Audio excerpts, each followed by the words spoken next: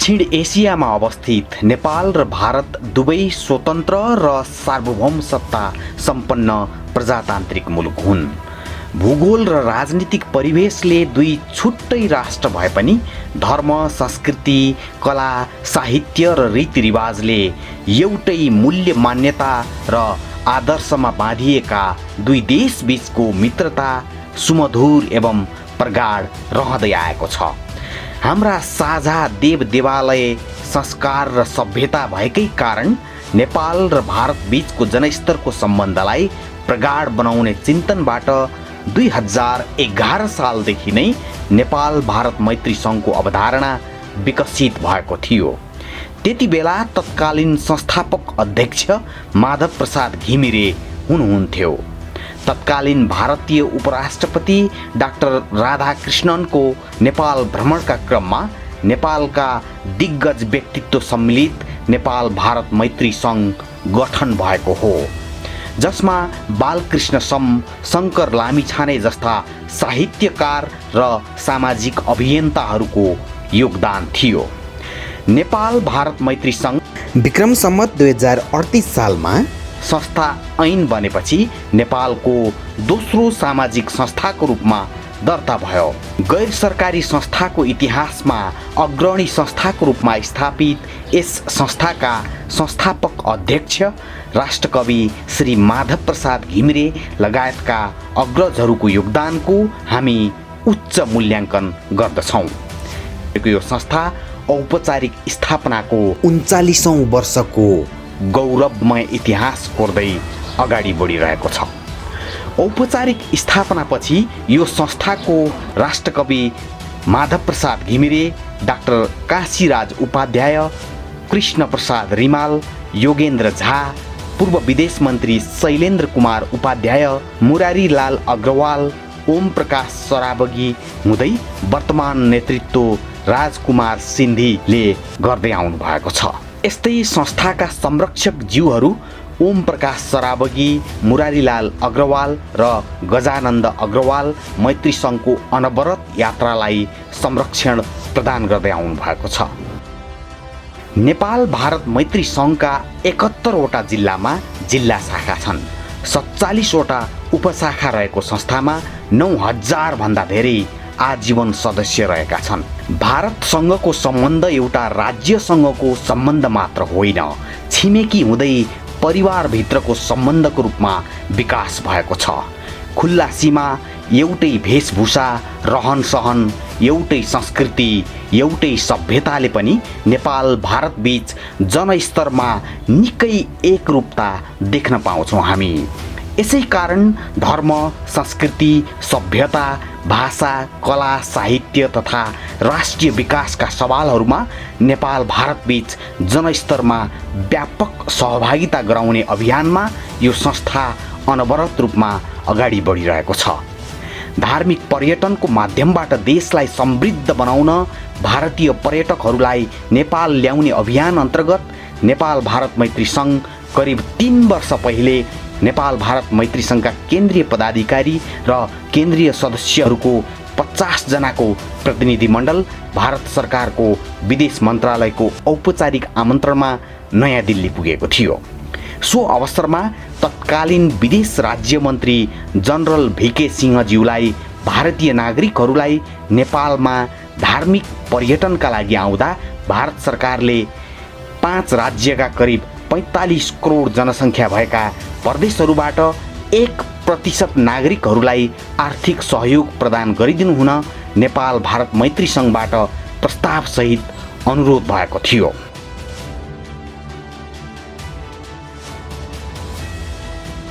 तत्कालीन विदेश राज्य मन्त्री जनरल भिके सिंहबाट उक्त प्रस्ताव आवश्यक निर्णयका लागि प्रक्रियामा राख्ने वचन दिनुभएको थियो। सोही सन्दर्भमा राजस्थान सरकारबाट आफ्ना प्रदेशका ज्येष्ठ नागरिकहरूलाई भगवान पशुपतिनाथको दर्शन गर्न आउँदा जाँदाको समस्त खर्च प्रदेश सरकारले बेहोर्ने निर्णय भएको छ।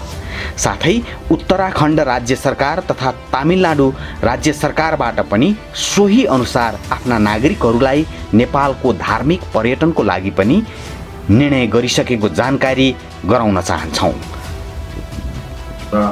मठ मन्दिरमा भारतीय पर्यटकहरूको आगमन चाहिँ धेरै भइराखेको भएर हामीहरूले चाहिँ भारत सरकारमा विदेश मन्त्रालयमा गएर 2 वर्ष पहिला 3 वर्ष पहिला हामीले गएर उहाँहरूले नि हामीले इन्भाइट गर्नुभयो र हामीहरूले उहाँहरूले के गऱ्यौँ त भन्दाखेरि धार्मिक पर्यटनहरूले बढावाले गर्दाखेरि हाम्रो आर्थिक एउटा विकास हुने, हाम्रो एउटा इकोनोमी डेभलप हुने भएको हुनाले हामीहरूले उहाँहरूले अनुरोध गरेको थियौँ। त्यहाँका तत्कालीन राज्य मन्त्री जनरल VK सिंह भन्ने हुनुहुन्थ्यो, विजय कुमार सिंह, उहाँले हामीले आफ्नै विदेश मन्त्रालयमा टाक्नुभयो र विदेश मन्त्रालयमा साउथ ब्लकमा हामी त्यहीँ बसेर अनि हाम्रो यहाँका टिम 52 जनाका टिमहरू हामी गएको थियौँ र हामीले अनुरोध गरेको थियौँ कि तपाईँहरूको 5 वटा राज्यका जति जनसङ्ख्या छ उसको 1% मात्रै तपाईँहरूले आउने भारतीय पर्यटकहरूलाई तपाईँहरूले केही सहयोग दिनुहोस्, आर्थिक सहयोग दिनुहोस्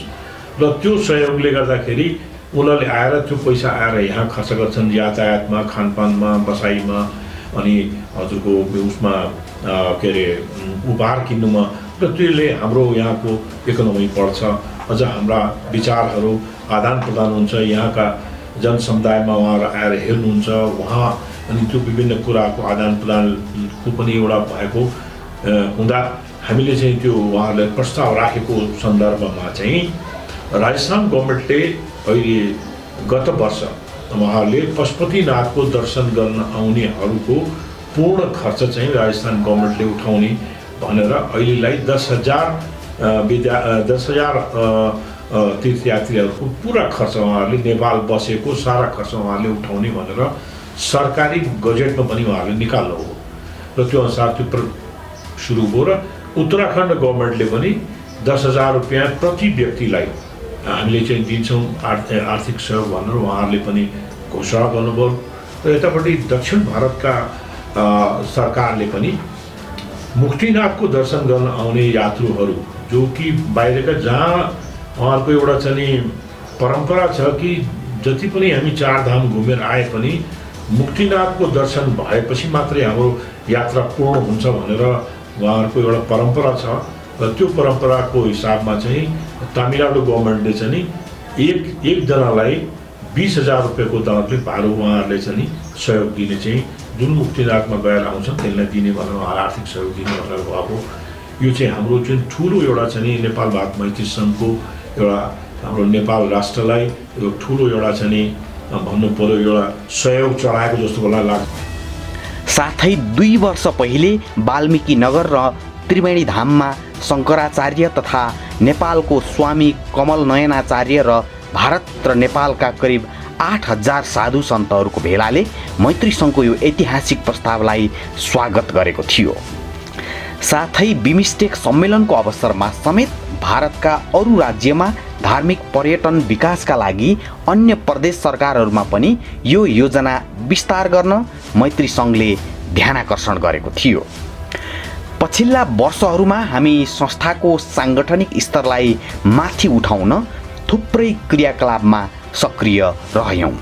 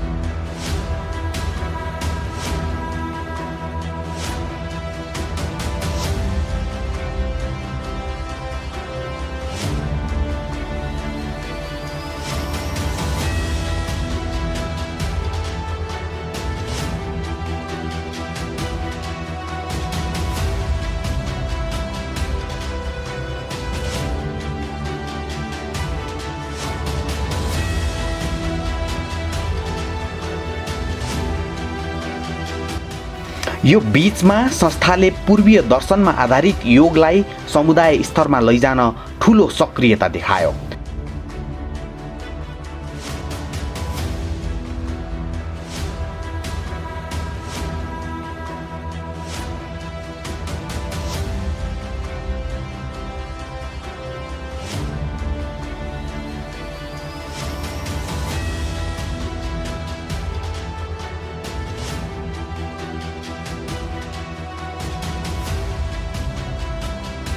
अध्यक्ष राजकुमार सिन्धीको नेतृत्वमा नेपाल भारत मैत्री सङ्घले कोरोना कहरका बीच पनि देशव्यापी रूपमा आफ्ना अभियानलाई सञ्चालन गरिरह्यो।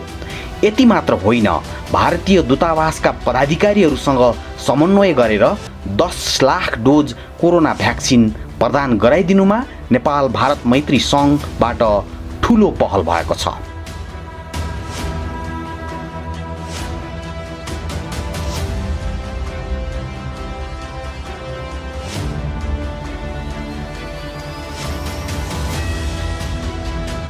नेपाली जनतालाई कोरोना महामारीबाट जोगाउन समेत पहल गरेको छ।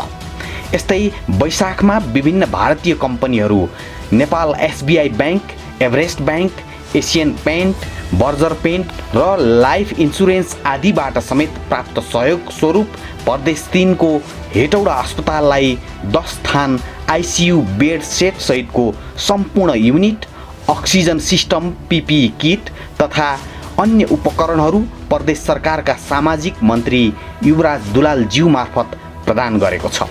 वास्तवमा कोरोना कालमा एकदमै विकट स्थितिको बेलामा अझ चाहिँ चारैतिर लकडाउन भएको बेलामा पनि हामीहरूले चाहिँ एकदमै चाहिँ नि यस्तो स्थितिमा जनतालाई सिधै सहयोग पुगोस्, जनसमुदायमा पुगोस् भन्ने हिसाबले हामीले चाहिँ नि प्रदेश नम्बर 3 अनि हेटौडा अस्पतालमा हामीले चाहिँ नि विभिन्न अरू भारतीय कम्पनीहरूबाट सहयोग लिइकन हामीहरूले चाहिँ नि आइसियु युनिट्सहरू पुरा सेट, अक्सिजनको सिस्टमहरू भयो, पिपिई किट्सहरू भयो, अन्य उपकरणहरू समेत चाहिँ नि त्यतिखेर सबै काठमाडौँदेखि वहाँसम्म सबै बन्द भएको अवस्थामा पनि यस्तो विकट अवस्थामा पनि गएर हामीले स्वयं गएर चाहिँ त्यहाँका हाम्रा प्रादेशिक मन्त्री श्री युवराज दुलालजी र उहाँका हेटौडा अस्पतालका अध्यक्षलाई, सञ्चालक समितिको अध्यक्षलाई त्यो हामीले चाहिँ उहाँहरूलाई चाहिँ हस्तान्तरण गऱ्यौँ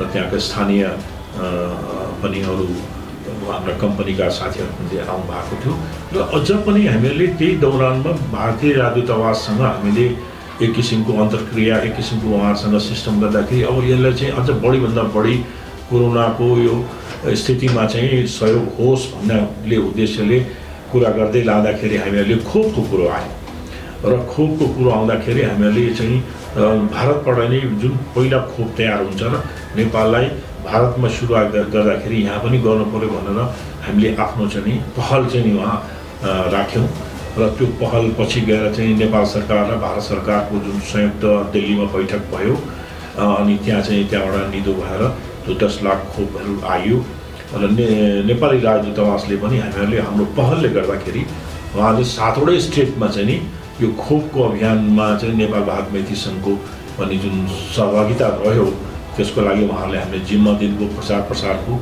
र हामीले 7वटै स्टेटमा चाहिँ हामीले 7वटै प्रदेशमा चाहिँ हामीहरूले कोरोनाको चाहिँ नि यो खोपको विषयमा चाहिँ नि हामीहरूले जानकारी पनि दियौँ र त्यसपछि त्यो कोभिडसिल्ड जुन भ्याक्सिन हो त्यो भ्याक्सिन सम्बन्धी पनि प्रचार प्रसारमा पनि हामीले आफ्नो सहभागिता जनायौँ। यो हाम्रो लागि ठुलो एउटा चाहिँ गौरवको कुरो छ। देशका विभिन्न स्थानमा स्थानीय संस्थाहरूसँगको समन्वयमा स्वास्थ्य शिविरहरू पनि सञ्चालन गरिरहेको छ। नेपाल भारत मैत्री सङ्घले सङ्गठन विस्तार एवं सदस्यताको दायरा समेत निकै फराकिलो बनाएको छ। सचिवालय व्यवस्थापनलाई स्तरीय एवं चुस्त दुरुस्त बनाउन महासचिव द्वयले योगदान दिनुभएको छ। देशभरि तपाईँको लगभग 10,000 आजीवन सदस्य 72 जिल्लामा सञ्चालन भइरहेको उसमा सबै साथीभाइको सहयोग र उसले आजसम्म यो जुन अवस्थामा संस्था छ त्यो सबै साथीभाइको योगदान हो।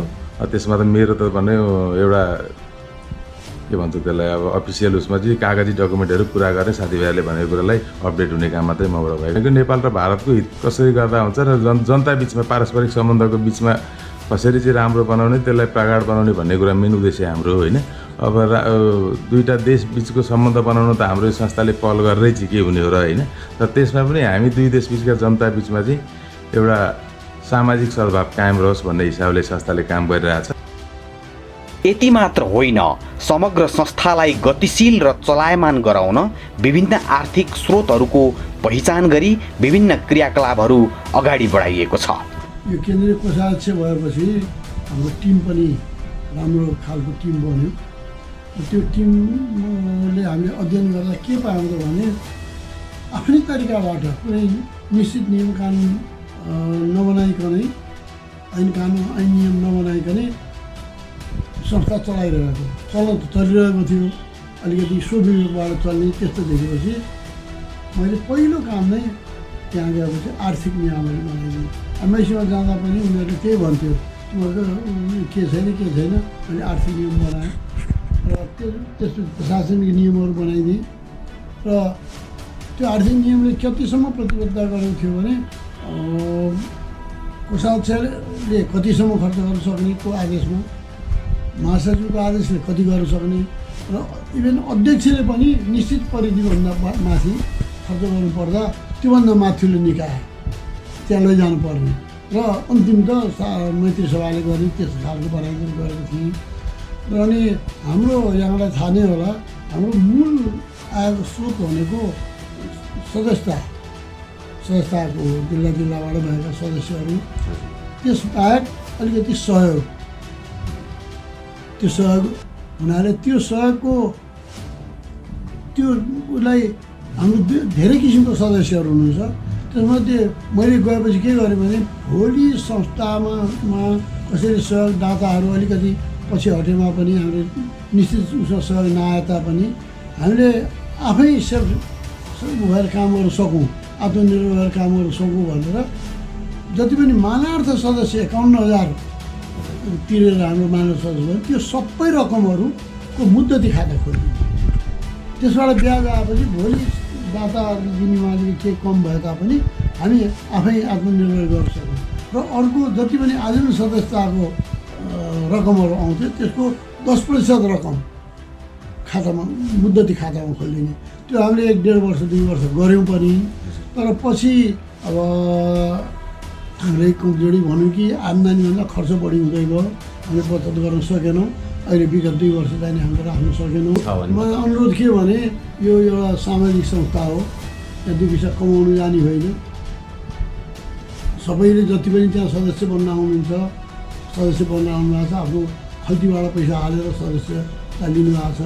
अहिले पनि विवाद नगरिकन, प्रतिस्पर्धा नगरिकन आफ्नो योग्यता, क्षमता र आफूले समय दिन सक्ने विचार गरेर अगाडि बढेर एउटा टिमलाई सबल टिम बनोस्, सबै साथीहरूलाई त्यसको लागि अगाडि बढ्न हामीले अनुरोध गर्दछौँ।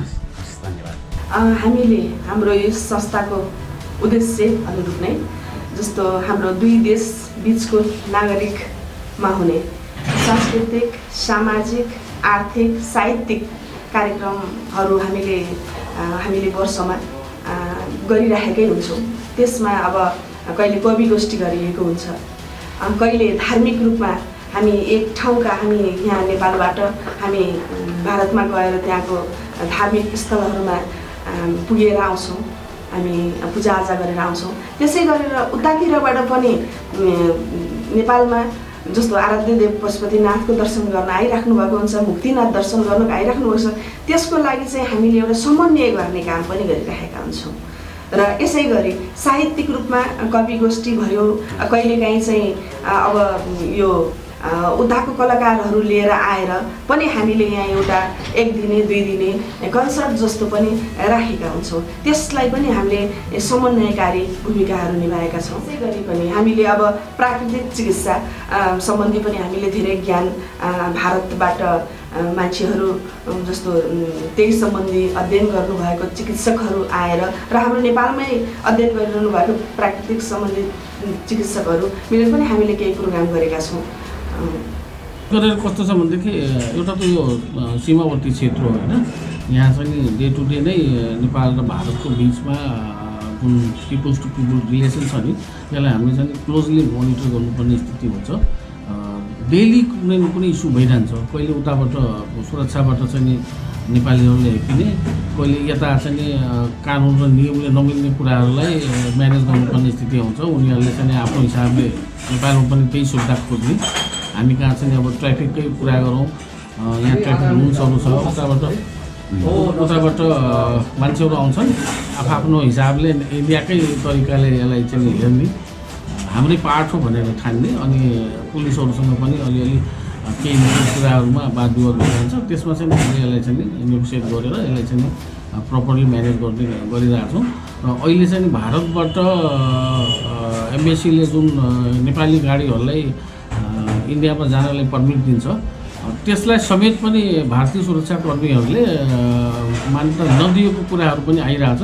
यसलाई चाहिँ हाम्रो उद्घाटन सत्रमा एम्बेसीबाट प्रतिनिधि बन्ने जुन त्यहाँबाट आउने प्रतिनिधि हुन्छन् उनीहरूलाई चाहिँ यो कुरामा हामीले एकदम सचेत गराउनेछौँ। यो कुरा भएर एकातिर चाहिँ विदेश मन्त्रालयको पार्ट भनौँ, एम्बेसी भनेको त इन्डियाको राजकीय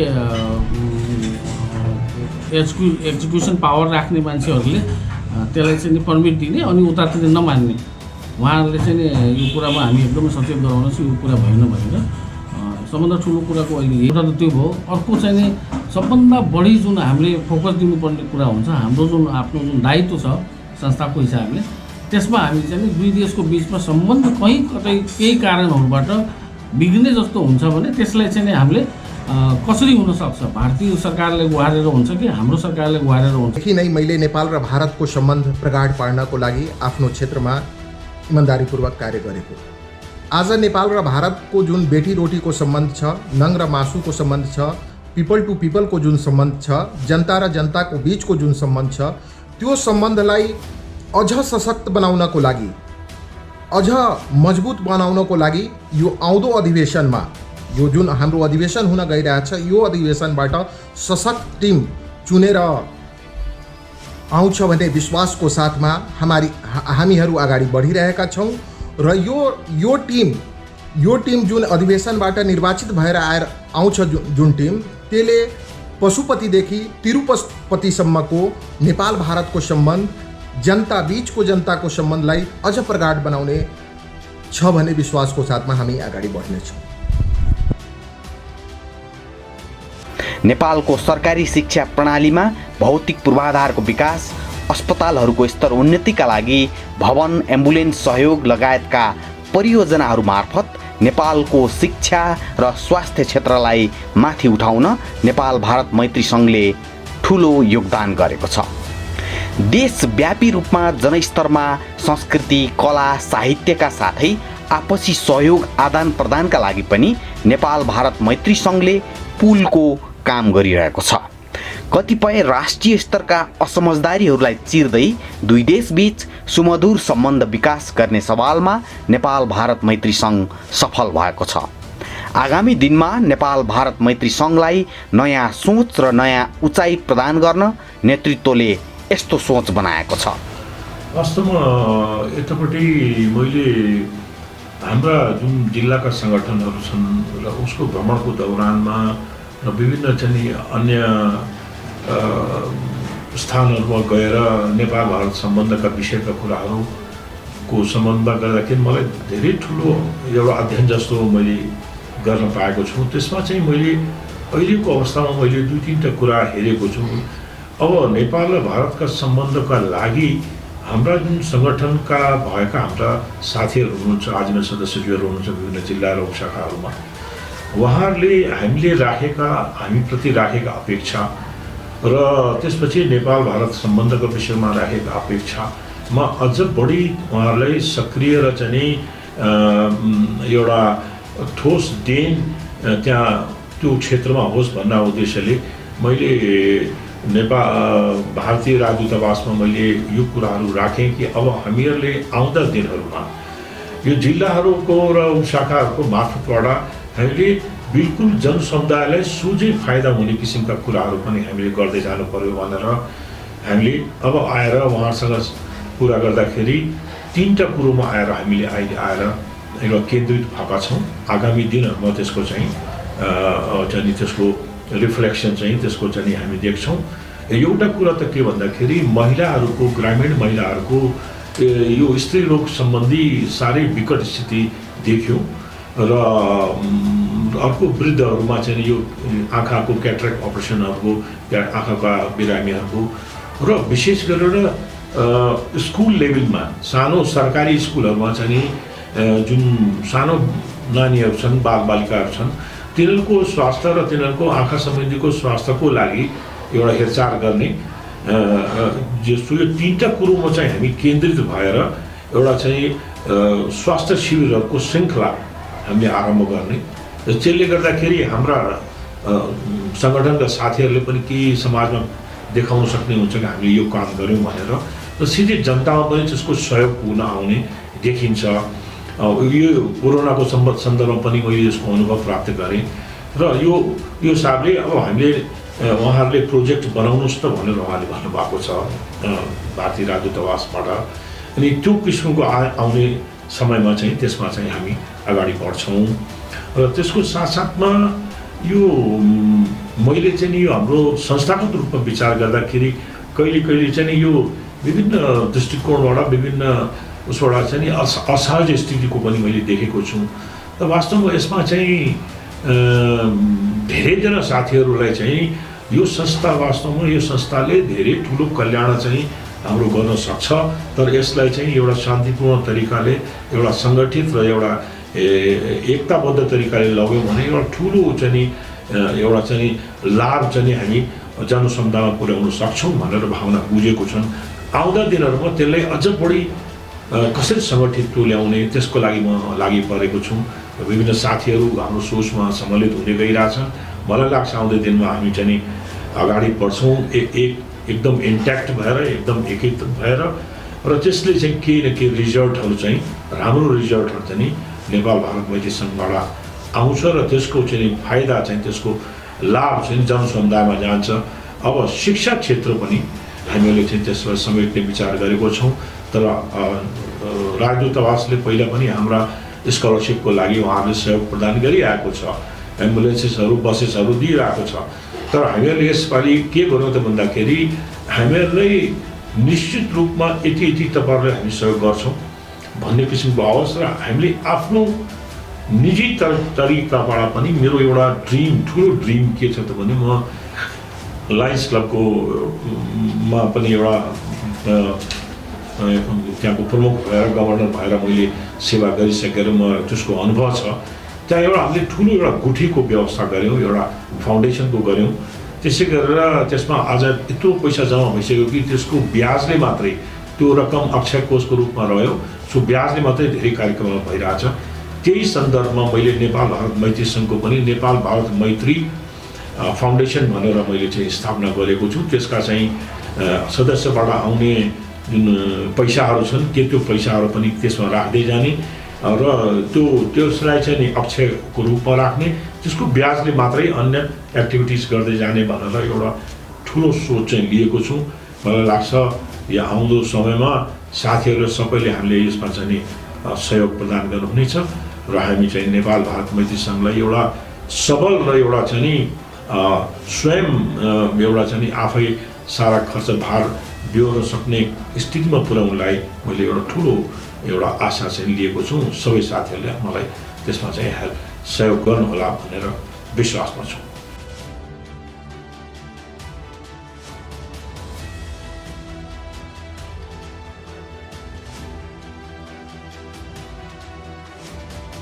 इतिहासदेखि वर्तमानसम्मको गौरवमय यात्रालाई अझ सुन्दर र सशक्त बनाउने प्रण गर्दछौँ। धन्यवाद।